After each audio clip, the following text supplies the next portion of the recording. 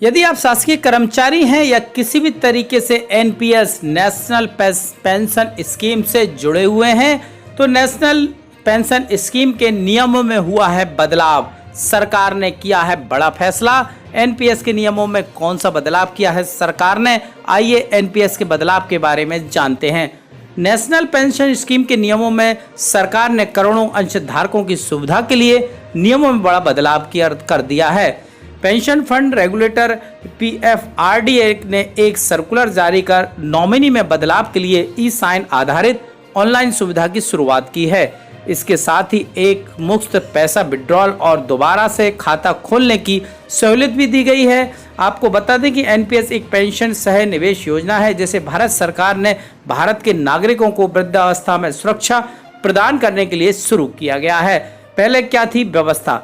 इससे पहले एनपीएस के सब्सक्राइबर जो अपने स्थायी सेवानिवृत्ति खाता संख्या प्रान में अपनी नॉमिनी बदलना चाहते हैं उन्हें संबंधित नोडल अधिकारी, कारपोरेट या पॉइंट ऑफ प्रेजेंस पीओपी के पास फिजिकली S2 फॉर्म जमा करने की आवश्यकता होती है। लेकिन अब फिजिकली नॉमिनेशन फॉर्म जमा करने की जरूरत नहीं होगी। बता दें कि एनपीएस सरकार की एक पेंशन योजना है जिसका लाभ कोई भी भारतीय नागरिक उठा सकता है।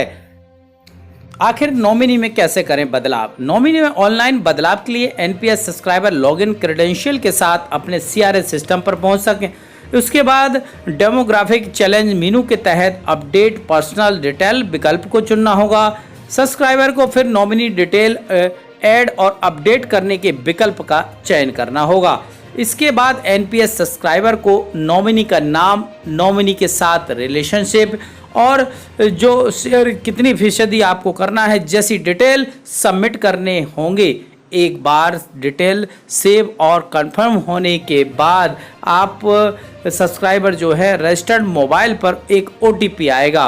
उस ओटीपी वन टाइम काम करेगा और वो रजिस्टर्ड मोबाइल पर ही आएगा जो आपने पूर्व में रजिस्टर्ड करवाया है। तो मोबाइल नंबर ना बदलें, अपना एक ओटीपी आएगा, वन टाइम पासवर्ड को सबमिट करें। इसके बाद सब्सक्राइबर को ई साइन विकल्प का चयन करके परिवर्तनों को प्रमाणित करने की आवश्यकता होगी। ग्राहकों को ई साइन के लिए ई सिग्नेचर सर्विस प्रोवाइडर पर ले जाया जाएगा जहां उसे आधार वर्चुअल आईडी दर्ज करना होगा और सेंड ओटीपी पर क्लिक करना होगा। ओटीपी में यूडीआई के साथ रजिस्टर्ड मोबाइल नंबर पर भेजा जाएगा। सब्सक्राइबर को उनको ओटीपी दर्ज करना होगा।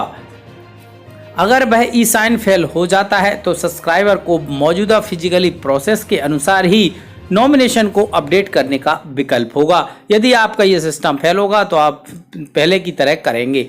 60 साल से पहले निकाल सकेंगे पैसा। नेशनल पेंशन सिस्टम यानी एनपीएस के जो पुराने सब्सक्राइबर इससे तय समय से पहले पैसा निकाल चुके हैं वे भी इसमें फिर से जुड़ सकते हैं। मौजूदा नियमों के मुताबिक सब्सक्राइबर चाहें तो 60 साल की उम्र पूरी होने से पहले इससे निकल सकते हैं। एनपीएस पर निवेश मैच्योर होने निवेशक को 80% रेगुलर पेंशन में बदला जाता है जबकि बाकी 20% एक मुश्त निकाला जा सकता है। अब जिन लोगों ने 20% रकम निकाल लिया था वो अगर दोबारा एनपीएस में जुड़ना चाहते हैं तो उन्हें ये रकम जमा करनी होगी। इसके अलावा वे रेगुलर पेंशन लेकर विड्रॉल पेंशन प्रोसेस पूरा कर सकते हैं।